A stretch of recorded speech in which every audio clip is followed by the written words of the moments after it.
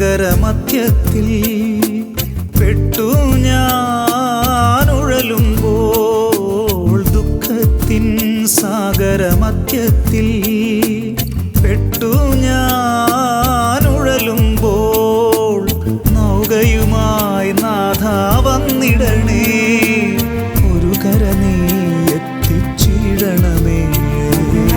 യേശുവേ യേശുവേ യേശുവേ യേശുവേ. നിത്യസ്തുതിക്കേറ്റവും യോഗ്യമായ പരിശുദ്ധ പരമ ദിവ്യകാരുണ്യത്തിന് നിത്യസ്തുതിക്കേറ്റവും യോഗ്യമായ പരിശുദ്ധ പരമ ദിവ്യകാരുണ്യത്തിന് നിത്യസ്തുതിക്കേറ്റവും യോഗ്യമായ പരിശുദ്ധ പരമ ദിവ്യകാരുണ്യത്തിന് സ്നേഹമുള്ളവരെ, നാം കൃപയുടെ സമയത്തിലേക്ക് പ്രവേശിക്കുമ്പോൾ നമ്മൾ ഓരോരുത്തരെയും കർത്താവിൻ്റെ കരങ്ങളിലേക്ക് നമുക്ക് ഒരിക്കൽ കൂടി സമർപ്പിക്കാം. നമ്മുടെ ഓരോരുത്തരും ജീവിതത്തിൽ കരുണാമയനായ ദൈവം ചൊരിഞ്ഞ എല്ലാ അനുഗ്രഹങ്ങളെയും ഓർത്ത് നമുക്ക് പ്രത്യേക നന്ദി അർപ്പിക്കാം. കർത്താവേ, ഇന്ന് ഈ ദിവ്യകാന്യനാഥൻ്റെ സന്നിധിയിൽ ഞങ്ങൾ ഓരോരുത്തരുമായിരിക്കുമ്പോൾ യേശുനാഥ, ഞങ്ങളുടെ ഓരോരുത്തരെയും പ്രാർത്ഥനാ നിയോഗങ്ങളെ അങ്ങയുടെ കരങ്ങളിലേക്ക് ഞങ്ങൾ ചേർത്ത് വയ്ക്കുന്നു. ഞങ്ങളെ ഓരോരുത്തരെയും അങ്ങ് സമൃദ്ധമായിട്ട് അനുഗ്രഹിക്കണേ. അതുപോലെ തന്നെ ഞങ്ങളുടെ ജീവിതത്തിൽ അങ്ങ് ശക്തമായി ഇടപെടണമേയെന്ന് ഞങ്ങൾ പ്രാർത്ഥിക്കുന്നു. ഈശോനാഥ, ഇന്ന് ഈ തിരുമണിക്കൂർ ഞങ്ങൾ ഓരോരുത്തരുമായിരിക്കുമ്പോൾ യോഹന്നാൻ്റെ സുവിശേഷം 6-ാം അധ്യായം 30 മുതൽ 35 വരെയുള്ള തിരുവചനങ്ങൾ വായിച്ച് ധ്യാനിക്കുവാൻ ഞങ്ങൾ ആഗ്രഹിക്കുന്നു. കർത്താവേ, ഈ വചനത്തിലൂടെ നീ ഞങ്ങളോട് സംസാരിക്കണമേ. ഈ വചനത്തിൻ്റെ വെളിച്ചത്തിൽ ഞങ്ങളുടെ ഓരോരുത്തരെയും ജീവിതത്തെ വിലയിരുത്തുവാൻ നീ ഞങ്ങളെ ഓരോരുത്തരെയും സഹായിക്കണമേ. ഈശോനാഥ, എന്നും അങ്ങേക്ക് വേണ്ടി സേവനം ചെയ്യുവാൻ ആഗ്രഹിച്ചുകൊണ്ട് ഞങ്ങൾ ഇന്ന് അങ്ങയുടെ മുമ്പിൽ ആയിരിക്കുമ്പോൾ ഈ വചനത്തിലൂടെ ഞങ്ങളോട് നീ സംസാരിക്കണമേ. അപ്പോൾ അവർ ചോദിച്ചു, ഞങ്ങൾ കണ്ട് നിന്നെ വിശ്വസിക്കേണ്ടതിന് എന്ത് അടയാളമാണ് നീ ചെയ്യുക? എന്താണ് നീ പ്രവർത്തിക്കുക?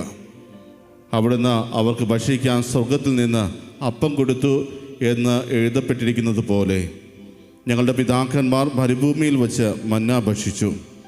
യേശു മറുപടി പറഞ്ഞു, സത്യസത്യമായി ഞാൻ നിങ്ങളോട് പറയുന്നു, മോശെയല്ല നിങ്ങൾക്ക് സ്വർഗത്തിൽ നിന്ന് അപ്പം തന്നത്. എൻ്റെ പിതാവാണ് സ്വർഗത്തിൽ നിന്ന് നിങ്ങൾക്ക് യഥാർത്ഥമായ അപ്പം തരുന്നത്. എന്നാൽ ദൈവത്തിൻ്റെ അപ്പം സ്വർഗത്തിൽ നിന്ന് ഇറങ്ങി വന്ന് ലോകത്തിന് ജീവൻ നൽകുന്നതത്രേ. അപ്പോൾ അവർ അവനോട് അപേക്ഷിച്ചു, കർത്താവേ, ഈ അപ്പം ഞങ്ങൾക്ക് എപ്പോഴും നൽകണമേ. യേശു അവരോട് പറഞ്ഞു, ഞാനാണ് ജീവൻ്റെ അപ്പം. എൻ്റെ അടുത്ത് വരുന്നവന് ഒരിക്കലും വിശക്കുകയില്ല, എന്നിൽ വിശ്വസിക്കുന്നവന് ദാഹിക്കുകയുമില്ല. പ്രിയമുള്ളവരെ, ഇന്ന് ലാറ്റിൻ ലിറ്റർച്ചിയിൽ ദിവ്യബലിയെ വായിക്കുന്ന വചനഭാഗമാണ് നാം നമ്മുടെ വിചിന്തനത്തിനായിട്ട് എടുത്തിട്ടുള്ളത്. കഴിഞ്ഞ ഏതാനും ദിവസങ്ങളായി ലാറ്റിൻ ലിറ്റർച്ചിയിൽ യോഹന്നാൻ്റെ സുവിശേഷം 6-ാം അധ്യായത്തിൽ നിന്നാണ് സുവിശേഷ ഭാഗം തിരഞ്ഞെടുത്തുകൊണ്ടിരിക്കുന്നത്. അതിലൂടെ ദൈവജനത്തെ ബോധ്യപ്പെടുത്തുവാൻ ആഗ്രഹിക്കുന്നത് ഇന്നത്തെ സുവിശേഷത്തിൻ്റെ അവസാന ഭാഗം പറയുന്നത് പോലെ ഞാനാണ് ജീവൻ്റെ അപ്പം എന്നുള്ളതാണ്. ആ ഒരു തലത്തിലേക്ക് തന്നെ ജീവൻ്റെ അപ്പമായി അവതരിപ്പിക്കുവാൻ യേശുവിൻ്റെ മുമ്പിൽ ഒത്തിരിയേറെ മാർഗങ്ങളുണ്ടായിരുന്നു. എങ്കിലും അവനെ അനുഗമിച്ചവരുടെ ശാരീരികമായ വിശപ്പ് അകറ്റിക്കൊണ്ടാണ് ആ ഒരു തലത്തിലേക്ക് തന്നെ അവതരിപ്പിക്കുവാൻ യേശുനാഥൻ തയ്യാറാകുന്നത്. 6-ാം അധ്യായത്തിലെ ആദ്യ തിരുവചനം മുതൽ നമ്മൾ വായിക്കുമ്പോൾ നമ്മൾ കാണുന്നത് 5 ബാർലിയപ്പവും 2 മീനും വർദ്ധിപ്പിക്കുന്ന യേശുവിനെയാണ്. അത് 5000-ഓളം വരുന്ന പുരുഷന്മാർക്ക് വേണ്ടിയാണ് അവിടുന്ന് വർദ്ധിപ്പിച്ച് നൽകുക. ഈ വർദ്ധിപ്പിച്ച് നൽകിയ അപ്പം മുഴുവൻ പിന്നീട് 12 കുട്ട നിറയെ ബാക്കി വന്നത് ശേഖരിക്കുന്നത് നമ്മൾ കാണുന്നുണ്ട്. അവൻ്റെ വിശപ്പ് അകറ്റുവാൻ ആവശ്യമുള്ളതല്ല, അതിനേക്കാൾ കൂടുതലായി നൽകുവാൻ ആഗ്രഹിക്കുന്ന യേശുവിനെയാണ് നമുക്കവിടെ കാണുവാൻ സാധിക്കുക. ഈ അപ്പം വർദ്ധിപ്പിക്കുന്ന അവസരത്തിൽ ഈശോയുടെ കരുണാമയമായ മുഖം നമുക്കവിടെ കാണുവാൻ സാധിക്കും. അവരോട് അലിവ് തോന്നി അവർക്ക് വേണ്ടി അപ്പം വർദ്ധിപ്പിച്ച് നൽകുന്നവൻ. തന്നെ അനുഗമിച്ചിരിക്കുന്ന ഈ ജനം വിശന്ന് വലഞ്ഞിരിക്കുകയാണെന്ന് തിരിച്ചറിഞ്ഞുകൊണ്ട് അവർക്ക് ആവശ്യമായതെല്ലാം നൽകുവാൻ ആഗ്രഹിക്കുന്നവൻ. പിന്നീട് നമ്മൾ കാണുക വെള്ളത്തിന് മീതെ നടക്കുന്ന യേശുവിനെയാണ്. അതും വലിയൊരു അത്ഭുതമാണ്. ഇതുവരെ അവരാരും കണ്ടില്ലാത്ത ഒരു അത്ഭുതം. ഒന്ന് ആലോചിച്ച് നോക്കുക. തിബേരിയസ് കടൽ തീരത്ത് വെച്ച് യേശുനാഥൻ ഈ അപ്പം വർദ്ധിപ്പിക്കുകയും പിന്നീട് തൻ്റെ പ്രിയ ശിഷ്യന്മാരെ മറുകരയിലേക്ക് പോകുവാൻ അനുവദിക്കുകയും ചെയ്തുകൊണ്ട് മലമുകളിലേക്കാണ് പോകുന്നത്. സുവിശേഷങ്ങളിലുടനീളം നമ്മൾ കാണുന്ന ഒരു കാഴ്ചയാണത്. തൻ്റെ എല്ലാ അത്ഭുത കൃത്യങ്ങൾക്കും ശേഷം പിതാവായ ദൈവത്തോട് നന്ദി പറയുന്ന, പിതാവായ ദൈവത്തോട് പ്രാർത്ഥിക്കുന്ന, പിതാവായ ദൈവത്തോട് ഒന്നായിരിക്കുന്ന നിമിഷങ്ങൾ. ബിബ്ലിക്കൽ ലാംഗ്വേജിൽ തീർച്ചയായും ഈ മലമുകൾ ദൈവത്തിൻ്റെ സാന്നിധ്യം നമുക്കായി വെളിപ്പെടുത്തുന്ന ഒരു ഇടം എന്ന അർത്ഥം കൂടിയുണ്ട്.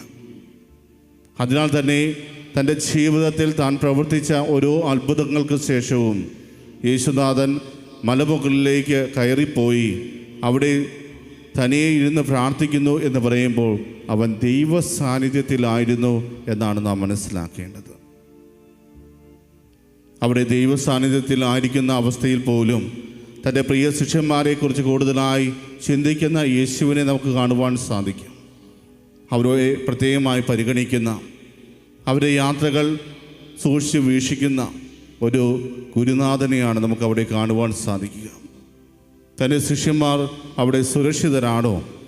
അവർ മറുകരയിലേക്ക് വള്ളത്തിൽ പോയതാണ്, അവർ അവിടെ എത്തിയോ എന്നെല്ലാം ആകുലപ്പെടുന്ന യേശുനാഥൻ. പ്രിയമുള്ളവരെ, ഒരുപക്ഷെ നമ്മുടെ മാതാപിതാക്കളും ഇതുപോലെ ഒത്തിരിയേറെ വ്യാകുലപ്പെടാറുണ്ട്. എപ്പോഴാണ് നമ്മളൊരു യാത്ര തിരിക്കുമ്പോൾ, എൻ്റെ മകൻ, എൻ്റെ മകൾ ഇവിടെ നിന്നും യാത്ര തിരിച്ചു, ലക്ഷ്യസ്ഥാനത്ത് എത്തിച്ചേർന്നോ? യാത്രയിൽ എന്തെങ്കിലും അസ്വസ്ഥതകൾ അവർക്കുണ്ടായോ? ഭക്ഷണം വല്ലതും കഴിച്ചോ എന്നെല്ലാം വ്യാകുലപ്പെടുന്ന നമ്മുടെ മാതാപിതാക്കന്മാരെക്കുറിച്ച് നമുക്കറിയാം.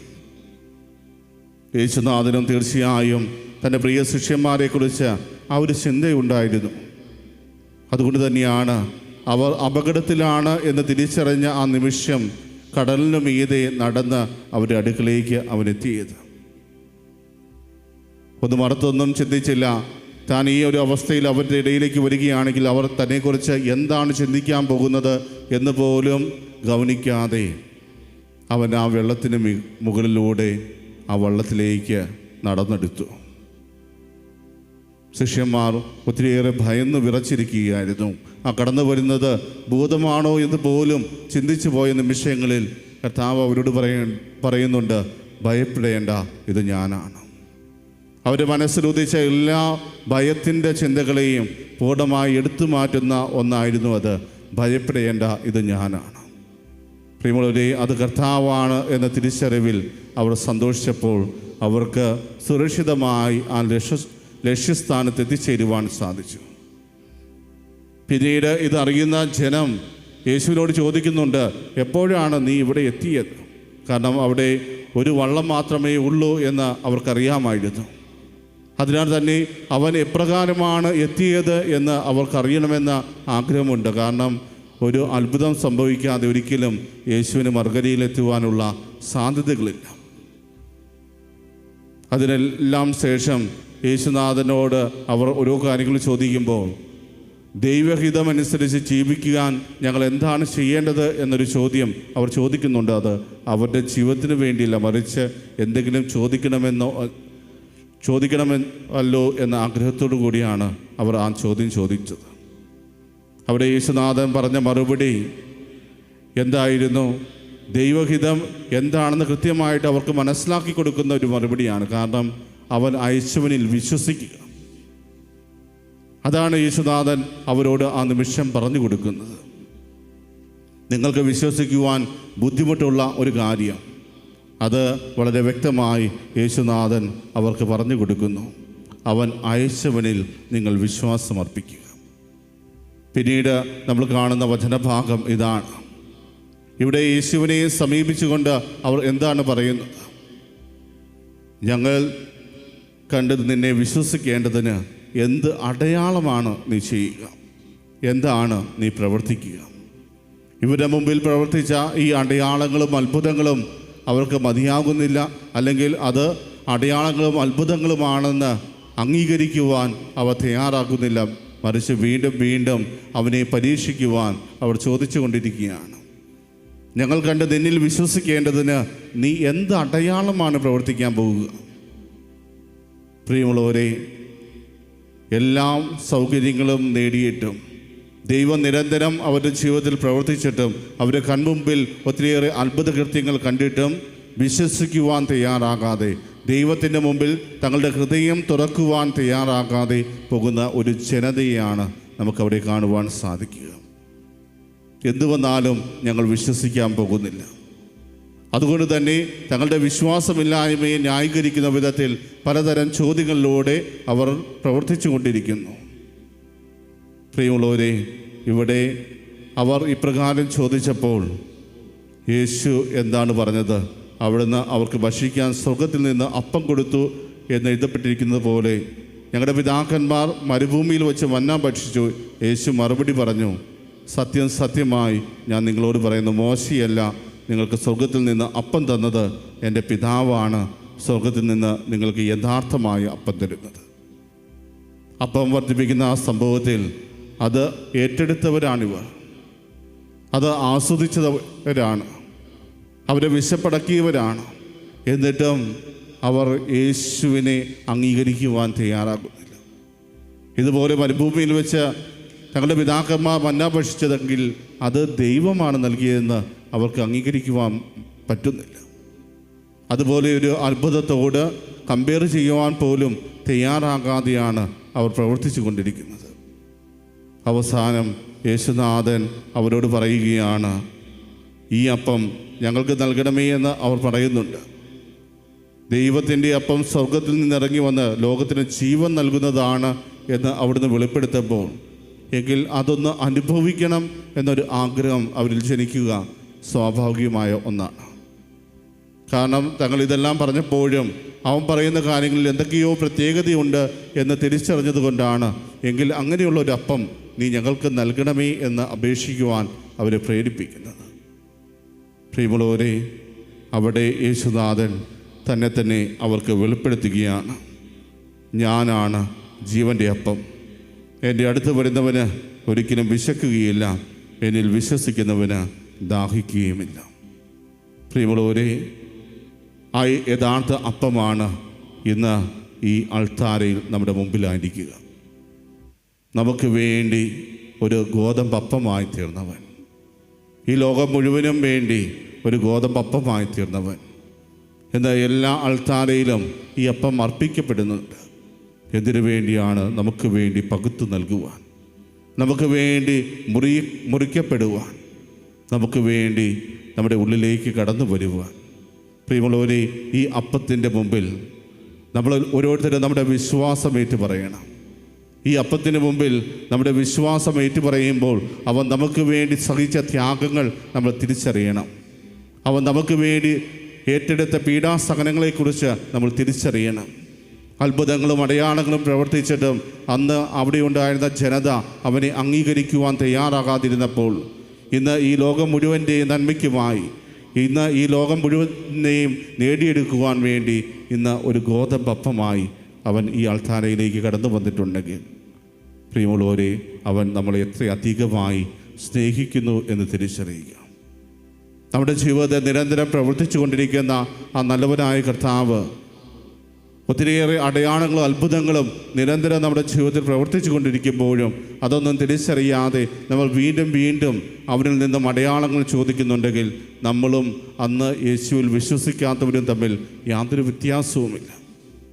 പ്രിയമുള്ളവരെ, നിരന്തരം നമ്മുടെ ജീവിതത്തിൽ പ്രവർത്തിച്ചു കൊണ്ടിരിക്കുന്നവൻ, ഓരോ ദിവസവും കഴിയുമ്പോൾ ഒത്തിരിയേറെ അത്ഭുതങ്ങൾ പ്രവർത്തിക്കുന്നവൻ, അടയാളങ്ങൾ പ്രവർത്തിക്കുന്നവൻ, അവൻ അത്ഭുതം പ്രവർത്തിച്ചാലും അടയാളങ്ങൾ പ്രവർത്തിച്ചാലും അത് ഇനി ഒരു തരത്തിലും എൻ്റെ ജീവിതത്തിലേക്ക് കടന്നു വരുന്നില്ലെങ്കിൽ പോലും നമ്മൾ ഉറച്ചു വിശ്വസിക്കേണ്ടത് അവൻ ഇതെല്ലാം പ്രവർത്തിച്ചത് എനിക്ക് വേണ്ടിയാണ് എന്നുള്ളതാണ്.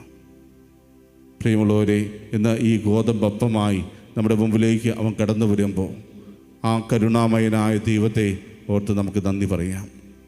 കർത്താവേ, നിന്നെ വിശ്വസിക്കുവാൻ പോലും കൂട്ടാക്കാതെ നിനക്കെതിരെ ഓരോ സമയവും പിറുപിറുത്ത, ഓരോ സമയവും നിനക്കെതിരെ പ്രവർത്തിച്ചവരുടെ ജീവിതത്തിലേക്ക് പോലും നീ നന്മയായി കടന്നു വന്നു. കർത്താവേ, ഇന്ന് ഞങ്ങളും ഈ ആൾക്കാരെ മുമ്പിലായിരിക്കുമ്പോൾ കർത്താവേ, ഒരുപക്ഷെ അങ്ങയെ സ്വീകരിക്കുവാൻ വേണ്ട യോഗ്യത ഞങ്ങൾക്കുണ്ടാകില്ല. എങ്കിലും അങ്ങയുടെ അനന്തമായ കാരുണ്യത്താൽ ഞങ്ങൾ ഓരോരുത്തരോടും ക്ഷമിച്ചുകൊണ്ട് ഞങ്ങളുടെ ജീവിതത്തിലേക്ക് നീ കടന്നു വരണമേ എന്ന് നമുക്ക് ആത്മാർത്ഥമായിട്ട് പ്രാർത്ഥിക്കാം. കർത്താവ് ഈ തിരുവോസ്തിയായി നമ്മുടെ ഉള്ളിലേക്ക് കടന്നു വരുമ്പോൾ അവനെ യോഗ്യതയോടുകൂടെ സ്വീകരിക്കുവാൻ നമുക്ക് പരിശ്രമിക്കാം. പ്രിയമുള്ളവരെ, ഈ നിമിഷം നമ്മുടെ കരുണയുടെ ശവമാല ചൊല്ലി ദൈവത്തെ മഹത്വപ്പെടുത്തുവാൻ തുടങ്ങുമ്പോൾ നല്ലവനായ തമ്പുരാന് നമുക്ക് ഒരിക്കൽ കൂടി നന്ദി പറയാം. നമ്മുടെ ഓരോരുത്തരെയും പ്രാർത്ഥനാ നിയോഗങ്ങളെ കർത്താവിൻ്റെ കരങ്ങളിലേക്ക് നമുക്ക് സമർപ്പിക്കാം. നമ്മളെ ഓരോരുത്തരെയും അനുഗ്രഹിച്ച നല്ലവനായ തമ്പുരാന് ഒരിക്കൽ കൂടി നമുക്ക് നന്ദി അർപ്പിക്കാം. ഞാനാണ് ജീവൻ്റെ അപ്പം എന്ന് പറഞ്ഞുകൊണ്ട് നമ്മുടെ മധ്യത്തിലേക്ക് കടന്നു വന്നിരിക്കുന്ന ആ കരുണാമയനായ ദൈവത്തോട് നമ്മളെ തന്നെ പൂർണ്ണമായി സമർപ്പിച്ച് നമുക്ക് പ്രാർത്ഥിക്കാം. കർത്താവേ, നീ ഞങ്ങളോട് കാണിക്കുന്ന ആ കരുണ എന്ന് ഞങ്ങളുടെ ജീവിതത്തിൽ നിലനിർത്തുവാൻ ഞങ്ങൾക്ക് സാധിക്കട്ടെ. കർത്താവേ, ഞങ്ങൾ പാപം ചെയ്ത് അങ്ങിൽ നിന്ന് അകന്നു പോകുമ്പോഴും ഇരു കൈകളും നീട്ടി ഞങ്ങളെ ഓരോരുത്തരെയും വീണ്ടെടുക്കുവാൻ അങ്ങ് ഓടി വരുന്നുണ്ടല്ലോ.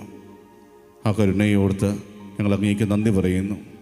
കർത്താവേ, എന്നും യഥാർത്ഥമായ ആ ജീവൻ്റെ അപ്പം രുചിച്ചുകൊണ്ട് ജീവിക്കുവാൻ ഞങ്ങളെ ഓരോരുത്തരെയും അനുഗ്രഹിക്കണമേ എന്ന പ്രാർത്ഥനയോടെ നമുക്ക് അവിടുത്തെ ആശീർവാദം ഏറ്റുവാങ്ങാം.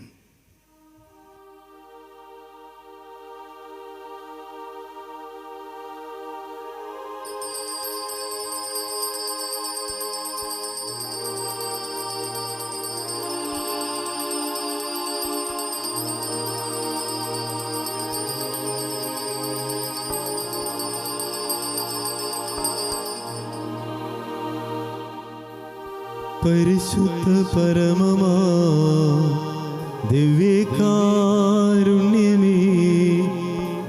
എന്നുമെന്നും അങ്ങേക്കാരാധന. പരിശുദ്ധ പരമമാ ദിവ്യകാരുണ്യമേ, എന്നുമെന്നും അങ്ങേക്കാരാധന.